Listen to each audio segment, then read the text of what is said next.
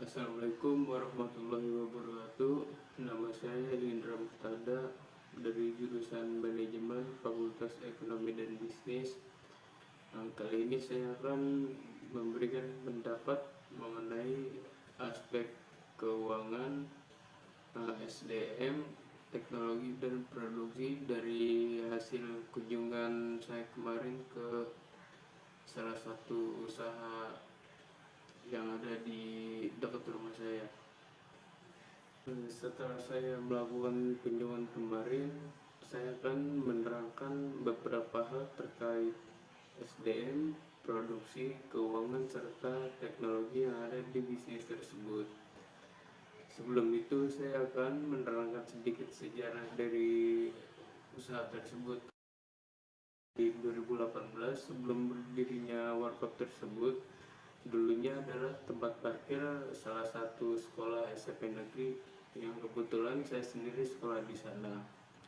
Karena tempat yang strategis, yaitu persis di samping sekolah tersebut, si owner pun membuka parkiran itu di depan halaman rumahnya yang cukup untuk menampung beberapa motor siswa yang parkir di situ.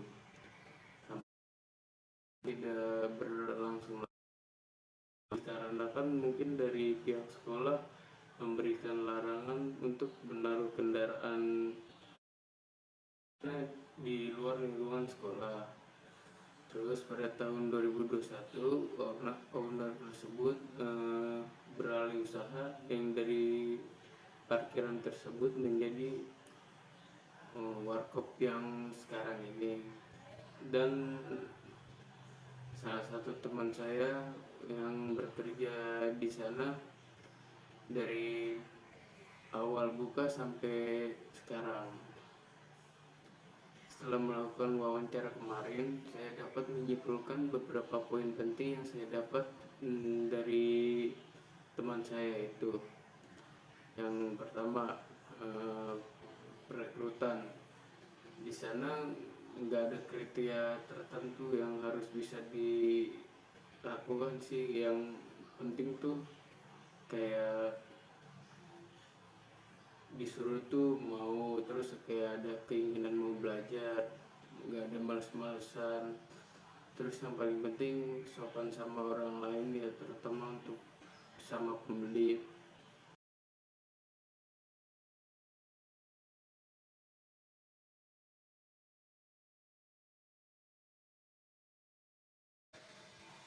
Ya, mungkin dikarenakan kebanyakan yang minuman yang disajikan itu minuman instan. Jadi menurut saya siapapun bisa melakukannya gitu.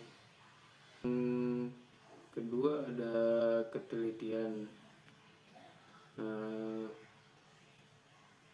menurut teman saya, eh, kalau kerja kalau kerja sebagai pelayan itu harus benar-benar teliti, harus tahu apa yang mau dikerjakan, juga harus tahu apa yang dipesan pelanggan. Karena kalau kita salah nganterin makanan atau nggak minuman itu jadi rugi, karena nggak tahu harus dikemanain minumannya, jadinya kan sayang juga mubazir. Terus kalau menurut saya, mau eh, kalau menurut saya, ketelitian dalam bekerja itu merupakan salah satu poin penting ya pada bisnis apapun. Karena ketelitian itu bisa membuat kesalahan, sekecil apapun kesalahan, jika tidak diperbaiki bisa menimbulkan masalah yang lebih besar di kemudian hari. Terus ketelitian juga bisa meningkatkan kualitas hasil kerja, kayak menghasilkan produk atau pelayanan yang berkualitas. Itu bisa bikin pelanggan jadi merasa puas. Lalu yang berikutnya, kecepatan ya. Banyak banyak pembeli yang tentunya nggak sabaran. Pelanggan seringkali menginginkan pesanannya datang dengan cepat, terutama di jam-jam sibuk. Dan karena banyaknya pesanan dari pelanggan, sehingga mau nggak mau pelayannya itu harus terlatih untuk membuat minuman atau makanan itu dengan cepat, tentunya tanpa merubah kualitas. Tapi menurutnya cepat atau lambat pelayan akan terbiasa dengan hal ini. Lalu yang berikutnya ada pengetahuan produk. Harus mengetahui beberapa jenis minuman, terutama minuman instan ya yang tersedia di sana, termasuk rasa, cara penyajian, dan cara menyimpannya agar kualitas produk itu tetap terjaga.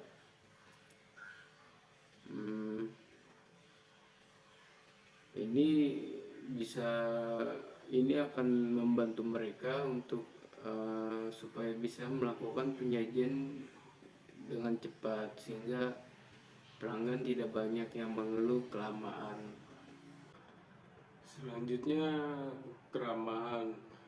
Di sana pelayannya sangat ramah, bukan hanya kepada saya selaku temannya, tapi juga kepada orang lain.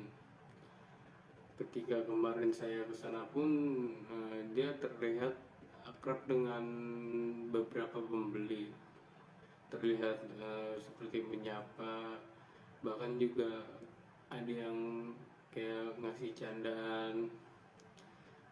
Dengan itu saya bisa simpulkan bahwa bukan hanya dari segi pelayanannya saja yang bagus, tapi cara berinteraksi dengan konsumen juga sangat baik. Selanjutnya, kebersihan. Kebersihan di sana juga terjaga. Setiap ada pembeli yang pergi, pelayan langsung membersihkan meja bekas pembeli tersebut, dan juga menjaga kebersihan peralatan dan area kerja. Itu sangat penting untuk menjaga kualitas minuman dengan kesehatan pelanggan. Jadi pembeli pun merasa nyaman di sana dan cenderung akan kembali lagi. Lalu yang terakhir ada kesejahteraan karyawan.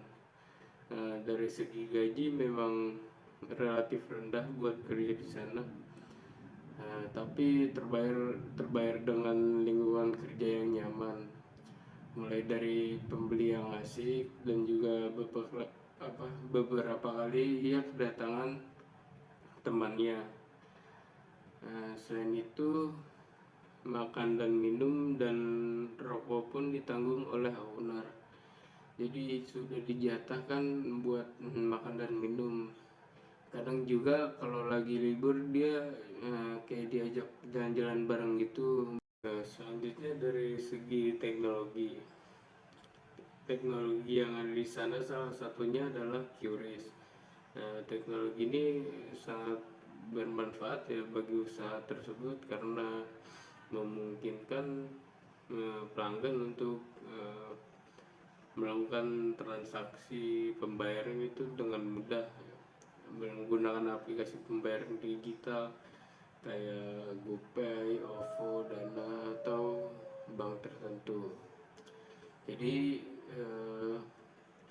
si owner hanya kayak perlu nampilin kode QR-nya aja gitu. Ini mengurangi kebutuhan untuk menyiapkan uang tunai ya, kayak buat kembalian, terus kayak meminimalisir kesalahan gitu ya dalam memberikan kembalian, juga mempercepat proses pembayaran juga. Selain itu, penggunaan QRIS juga membuat transaksi lebih aman ya, karena tidak perlu bertukar uang secara langsung. juga bisa mengurangi potensi risiko penularan penyakit juga kayak kemarin COVID gitu kan. Teknologi QRIS ini sangat membantu usaha kayak warteg gitu ya, untuk kayak ningkatin efisiensi dan memberikan kemudahan bagi pembeli dalam berinteraksi. Meskipun QRIS ini menawarkan banyak keuntungan, ada beberapa kekurangan yang perlu diperhatikan oleh oleh owner ini ya. Salah satunya adalah ketergantungan pada koneksi internet yang stabil ya. Kalau misalnya koneksi internet ya nggak stabil itu jadi terhambat atau gagal. Selain itu, meskipun QRIS mendukung berbagai aplikasi pembayaran, nggak semua pelanggan juga familiar dengan cara penggunaannya gitu. Jadi mereka itu akan kesulitan dalam melakukan pembayarannya. Selain itu ada beberapa biaya juga yang harus dibayar oleh si owner, kayak biaya administrasi atau bagian tertentu yang biasanya penyedia layanan pembayaran. Buat usaha kayak gini tuh yang volume biayanya termasuk kecil, biaya-biaya ini bisa terasa cukup signifikan ya. Dan yang terakhir, masalah keamanan. Owner juga sangat waspada ya dengan keamanannya ya. Meskipun QRIS ini relatif aman, potensi terjadinya penipuan atau pembajakan akun digital itu tetap ada. Walaupun pembayaran dengan metode tersebut jarang digunakan, si owner ini harus selalu waspada. Selanjutnya CCTV. Pada umumnya tuh mau di tempat apapun dan dimanapun CCTV memang sudah seharusnya ada ya. Selain meningkatkan keamanan, CCTV ini bisa mencegah kerugian dari luar maupun dari dalam usaha tersebut. Karena CCTV ini bisa membantu mengidentifikasi pelaku kejahatan jika terjadi tindak pidana, dan juga mengurangi kehilangan barang. Dan yang terakhir, CCTV juga bisa menjadi bukti hukum kalau seandainya memang amit-amit terjadi apa-apa pada si owner. Si owner ini bisa melampirkan rekaman CCTV sebagai bukti dalam proses hukum. Namun ada beberapa yang perlu dipertimbangkan. Selain pemasangan dan perawatan yang membutuhkan biaya yang besar, pemilihan jenis dan jumlah CCTV ini harus disesuaikan. Overall pada tempat usaha ini semuanya aman dan terkendali.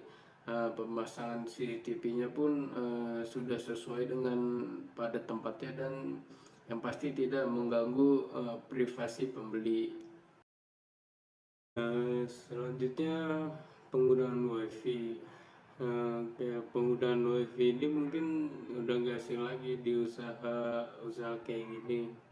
Tapi pemasangan WiFi pada warkop ini sangat berdampak pada pemasukannya ya, karena banyak orang yang datang itu cuman buat pakai koneksinya. Kayak contohnya tuh ada mahasiswa yang datang sana tuh buat ngerjain tugas bareng teman-temannya.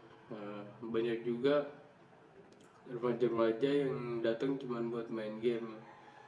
Ini kan jadi salah satu daya tarik ya buat usahanya. Selanjutnya dari aspek keuangan. Pada wawancara kemarin, saya mendapatkan beberapa informasi mengenai keuangan pada bisnis tersebut. Jadi modalnya itu sekitar 150.000 sampai dengan 250.000 per hari ya, untuk bahan-bahan kayak gula, kopi, terus minuman-minuman saset yang instan gitu, yang emang sekiranya disukai sama beberapa pembeli itu, jadi stoknya cepat habis. Tapi ini juga tergantung pada faktor-faktor ya. Salah satunya tuh kayak persediaan barang ya. Semakin banyak persediaan bahan, semakin dikit pula modal yang dikeluarkan untuk satu hari itu. Dan juga pengaruh dari ramai atau tidaknya pembeli yang datang pada hari itu. Karena rata-rata pembeli itu ramainya pada kayak malam hari, terutama pada malam libur seperti malam minggu. Jadi pada malam minggu itu modal yang dikeluarkan kurang lebih bisa sampai 250.000 dengan omset yang tidak pasti ya, dan dipotong biaya-biaya operasional, pemasukan ya yang lumayan. Lalu biaya operasional tersebut itu adalah biaya gaji karyawan, biaya listrik, dan lain-lain. Setiap karyawan mendapatkan gaji yang pasti setiap bulan ya. Sistemnya itu bukan bagi hasil ya, jadi nominal itu 1.500.000 per bulan. Tapi belum dipotong apa, jadi untuk makan dan minum itu tidak dipotong, jadi 1,5 juta itu bersih untuk sebulan. Mungkin ada kan beberapa terkait keuangan ini ya. Yang pertama, membuat laporan keuangan ya. Laporan keuangan adalah peta jalan ya bagi setiap bisnis ya. Laporan keuangan itu memberikan gambaran akurat tentang kesehatan finansial suatu usaha gitu ya. Yang pertama, salah satunya membuat keputusan yang lebih baik ya, terus membantu menentukan di mana sebaiknya dana perusahaan dialokasikan, apakah untuk investasi, pengembangan produk, atau pembayaran utang. Terus evaluasi kerja, mengukur sejauh mana perusahaan mencapai target yang telah ditetapkan, dan mengidentifikasi area yang perlu diperbaikan.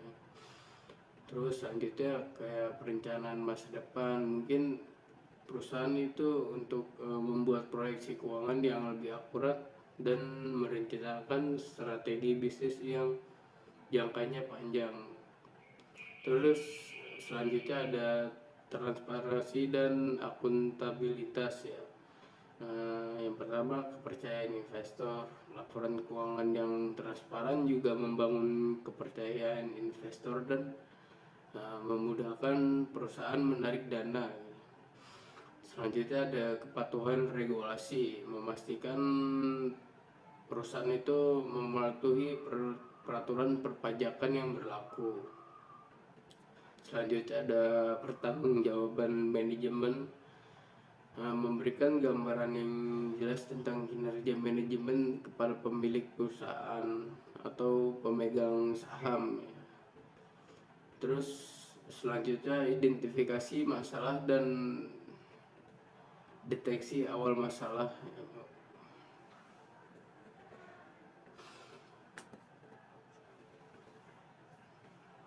Selanjutnya ada identifikasi masalah dan peluang.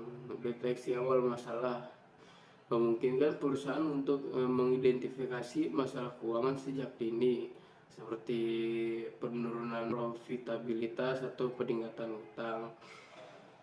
Terus ada penentuan peluang, membantu perusahaan menemukan peluang bisnis baru yang menguntungkan ya, seperti tadi dari parkiran jadi usaha warkop gitu ya. Intinya laporan keuangan adalah alat yang sangat berharga pada setiap bisnis ya. Dengan memahami laporan keuangan, perusahaan dapat membuat keputusan yang lebih baik, terus meningkatkan kinerja dan juga mencapai tujuan bisnis yang jangka panjang. Lalu yang kedua ada membuat rasio keuangan. Rasio keuangan adalah alat ukur yang sangat penting ya dalam dunia bisnis. Ia seperti gambarannya kayak termometer ya, yang mengukur demam kesehatan finansial suatu perusahaan.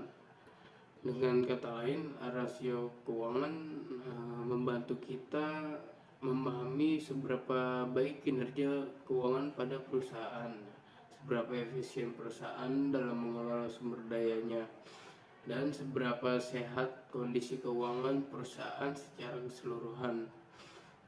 Mengapa rasio keuangan itu penting? Yang pertama ada membandingkan kinerja. Rasio keuangan memungkinkan kita untuk membandingkan kinerja perusahaan dengan perusahaan lain di industri yang sama ya, atau dengan kinerja perusahaan sendiri di periode sebelumnya. Ini membantu kita melihat apakah perusahaan sedang berada di jalur yang benar atau perlu melakukan perbaikan. Selanjutnya mengambil keputusan. Informasi yang diperoleh dari rasio keuangan ini sangat berguna untuk dalam pengambilan keputusan bisnis. Misalnya, investor akan menggunakan rasio keuangan untuk memutuskan apakah akan berinvestasi di perusahaan atau tidak. Terus ada lagi, kreditur akan menggunakannya untuk menilai risiko kredit sebelum memberikan pinjaman. Terus manajer perusahaan akan menggunakannya untuk mengevaluasi kinerja tim dan membuat strategi bisnis yang lebih baik. Selanjutnya mengidentifikasi masalah. Rasio keuangan yang tidak sehat dapat menjadi tanda adanya masalah dalam perusahaan. Misalnya rasio lancar yang rendah bisa mengidentifikasi bahwa perusahaan kesulitan membayar utang jangka pendek. Terus ada memprediksi kinerja masa depan. Dengan menganalisis tren rasio keuangan dari waktu ke waktu, kita dapat mencoba memprediksi kinerja perusahaan di masa depan. Terus contoh rasio keuangan yang digunakan pada usaha-usaha. Terus yang pertama rasio likuiditas ya. Yang pertama rasio likuiditas. Rasio likuiditas ini mengukur kemampuan perusahaan dalam memenuhi kewajiban jangka pendeknya. Contoh rasio lancar, rasio cepat. Terus selanjutnya ada rasio solvabilitas. Rasio solvabilitas ini mengukur kemampuan perusahaan dalam memenuhi semua kewajiban jangka panjangnya. Contoh rasio utang terhadap ekuitas. Selanjutnya ada rasio profitabilitas ya, mengukur kemampuan perusahaan dalam menghasilkan laba. Contoh margin laba kotor.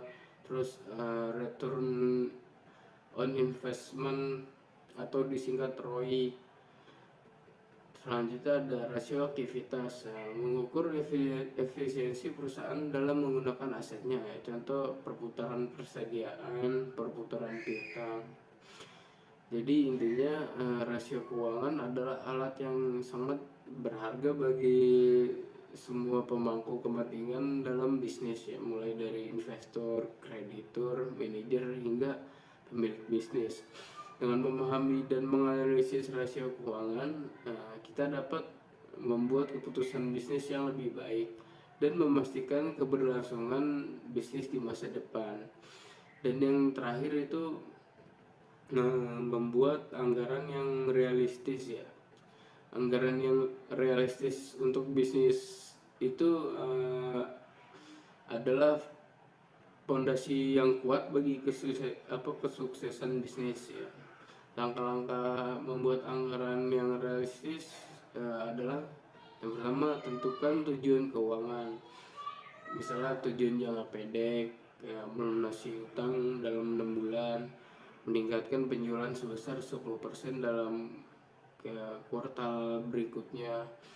Terus yang kedua, tujuan jangka panjang, misalnya membuka cabang baru, memperluas pasar, atau melakukan akuisisi. Selanjutnya ada analisis data historis.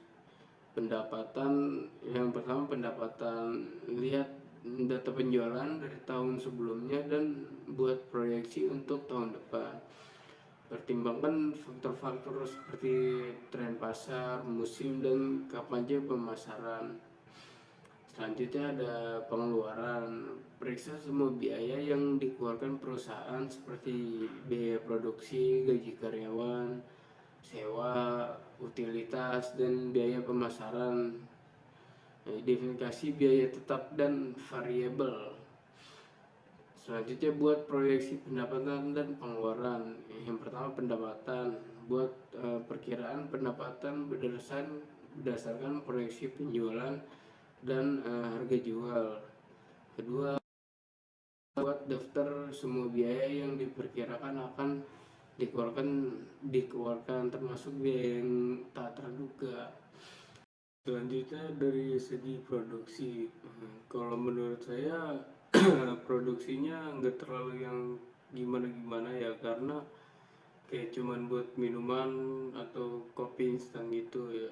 Saya rasa semua orang juga bisa. Paling ada beberapa di sana yang harus diperhatikan, kayak ngasih takaran air supaya apa rasanya nggak berubah. Terus kayak belanja belanja itu yang orang-orang suka. Terus kayak paling kalau ada kayak rasa varian baru itu harus dicoba dijual gitu ya. Terus lagi pula tuh minuman kayak gitu tuh semua orang juga pasti suka ya, tergantung seleranya masing-masing lah. Nah, tapi sesekali memang ada pembeli yang benar-benar kayak cut sugar gitu ya. Solusinya ya dikasih opsi lain kayak kopi pahit atau teh tawar. Nah, atau juga kayak biasanya sih kayak cuman beli minuman air mineral biasa gitu. Terus ada beberapa yang diperhatikan kayak buat warkop tersebut. Yang pertama itu kayak penambahan peralatan. Kayak contoh misalnya gelas yang bentuknya unik, nah, saya rasa ini bisa nambah kayak ketertarikan pembeli gitu ya. Nah, siapa tahu dengan penambahan alat tersebut, konsumen bisa kayak memberitahu pada orang lain, bahwa kalau di warkop itu tuh gelasnya bagus kayak di cafe shop. Terus kayak gitu tuh bisa nambah konsumen ya. Terus yang kedua kayak membuat varian baru. Kalau cuma minuman instan biasa tuh orang kayak nggak terlalu excited ya. Siapa tahu kalau kita nambahin varian baru tuh orang jadi lebih lebih tertarik. Contohnya kayak minuman-minuman di cafe shop kayak hot latte, terus americano, espresso, dan lain-lain. Nah, tapi untuk ini memang perlu ada biaya tambahan ya buat peralatannya. Terus kayak nggak bisa asal gitu buatnya. Terus orangnya juga harus ya memang bisa minimal kayak ngikut pelatihan kayak buat karyawan, atau enggak kita ngerekrut karyawan baru yang memang khusus buat di sana. Terus ini juga bisa kayak nambah opsi lain gitu buat orang-orang tadi yang memang cut sugar. Terus yang terakhir kualitas produk, bagaimana kita menyimpan terus merawat. Nah, itu sangat berpengaruh ya pada kualitas produk tersebut, mulai dari peralatan. Setidaknya peralatan tersebut yang memang sudah kita gunakan itu dibersihkan ya, buat ngejaga kehigienisan. Terus konsumen selalu terhindar dari penyakit. Terus produknya kita perlu menyimpan sesuai dengan aturan yang ada di kemasannya ya. Kayak contoh produk harusnya disimpan pada suhu -1 derajat sampai 8 derajat. Ini bertujuan untuk menjaga produk tersebut, terus kayak mencegah kayak gumpalan produk tersebut, terus kayak bisa apa, memperpanjang umur produk ya. Tapi saran saya sih lebih baik gunakan sesuai dengan ketentuan expirednya ya, supaya lebih aman dikonsumsi. Mungkin itu saja yang bisa saya sampaikan. Tujuan saya membuat video ini untuk memenuhi kebutuhan tugas akhir semester mata kuliah pengantar bisnis yang diampu oleh Bapak Halifi ya. Sebelumnya saya ingin meminta maaf kurang lebihnya. Wassalamualaikum warahmatullahi wabarakatuh.